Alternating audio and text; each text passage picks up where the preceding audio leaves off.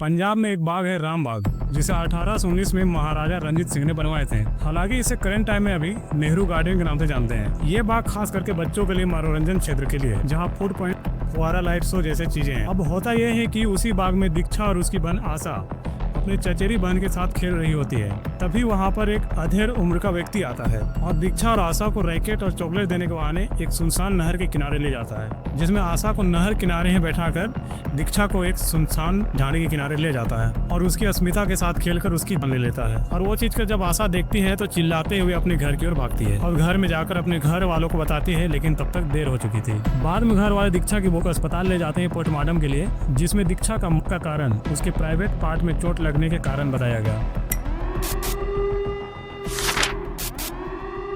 तो welcome back guys, मैं हूं पवन और आप लोग देख रहे हैं पवन एक्स। साल 2004 पंजाब के जालंधर में ऐसी घटना घटी कि वहां के लोगों में डर पैदा हो गया। हालांकि इस घटना ने आसानी लोगों को ही नहीं, पूरे देश को हिलाकर रख दिया। यह कहानी है दरबारा सिंह की, जिसे बाद में बेबी की कहा जाने लगा।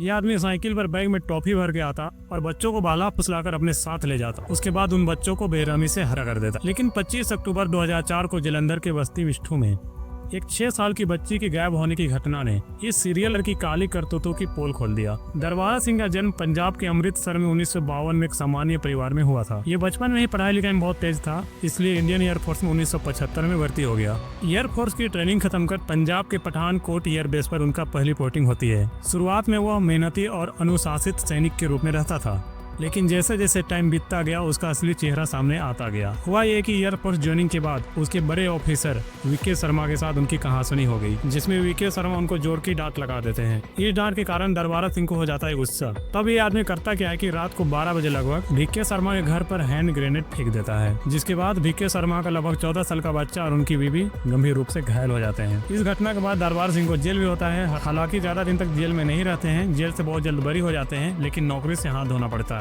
लेकिन इस घटना के बाद ये इंसान यही नहीं रुकता है। उसने 1977 में कपूरथला में एक अप्रवासी मजदूर की नाबालिग बेटी को पकड़ करके उसकी बेरहमी से कर देता है। इस अपराध के लिए उसे 19 साल बाद 1996 में 30 साल की सजा सुनाई गई, लेकिन जेल में अच्छे व्यवहार के चलते उनका सजा को 10 साल कम कर दिया गया और 2003 में रिहा कर दिया गया। लेकिन जेल से बाहर आने के बाद उसने अप्रवासी मजदूर के प्रति गुस्सा और नफरत पैदा कर लिया। दरबारा सिंह जेल से बाहर आने के बाद उसने एक और घटना को अंजाम दिया। साल था 25 अक्टूबर 2004, जालंधर की बस्ती मिष्ठू।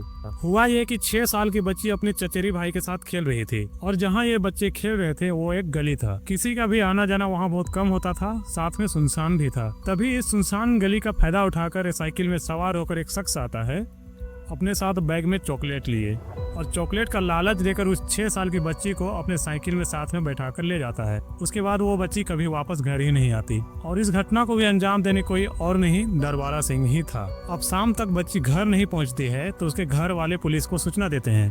पुलिस ने तुरंत जांच शुरू किया, लेकिन शुरू में कोई ठोस सबूत नहीं मिला। ये घटना दरबारा सिंह के अपराधों की शुरुआत थी, जिसने बाद में पूरे पंजाब में खौफ पैदा कर दिया। 25 अक्टूबर 2004 के बाद दरबारा सिंह का अपराध तेजी से बढ़ने लगा। दरबारा सिंह घटना को अंजाम देने के लिए सुबह 10 बजे से 12:30 बजे के बीच का टाइम को चुनता था, क्योंकि इस टाइम ज्यादातर मजदूर काम पे होते थे, जिसके चलते उनके बच्चे घर पर अकेले रहते थे और इसी का दरबारा सिंह फायदा उठा लेता था। दरबारा सिंह हर बार की तरह चॉकलेट, खिलौना, पटाखों का लालच देकर बच्चों को अपने साथ ले जाता था। दरबारा सिंह पुलिस को कबूला था कि 2004 से 2008 के बीच उसने कम से कम 17 बच्चा का चेक किया था, जिसमें 15 लड़कियां और 2 लड़के थे। लेकिन पुलिस को और भी शक था, उसने और भी ज्यादा किया होगा, लेकिन वो बता नहीं रहा था।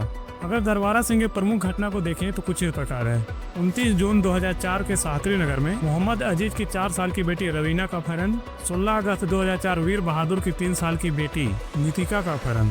मतलब 2004 से 2005 तक कपूरथला और जालंधर में कम से कम 23 बच्चा लापता हुए थे, जिसमें से 6 को पुलिस ने बचा लिया था।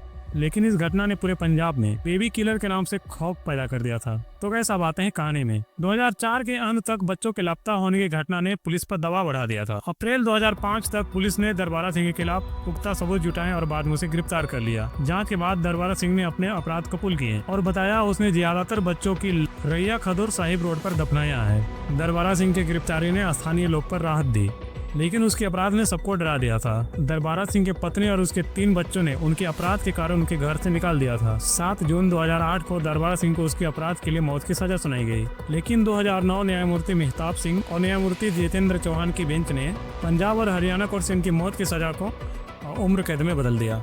इसके लिए उसे पटियाला जेल भेजा गया और जेल में सजा काटने के दौरान वो गंभीर रूप से बीमार हो गया और 6 जून 2018 को उनकी मृत्यु हो गई। के बाद उसे घर वाले ने 100 लेने से मना कर दिया। बाद में प्रशासन ने उनका अंतिम संस्कार कर दिया। दोस्तों, ये कहानी को सुनाना किसी को हेट पहुंचाना नहीं था, बल्कि आप लोगों के बीच जागरूकता पैदा करना था। अगर वीडियो अच्छा लगा तो चैनल को लाइक, सब्सक्राइब और शेयर जरूर कर दें। फिर मिलते हैं अगली वीडियो में। जय हिंद, वंदे मातरम।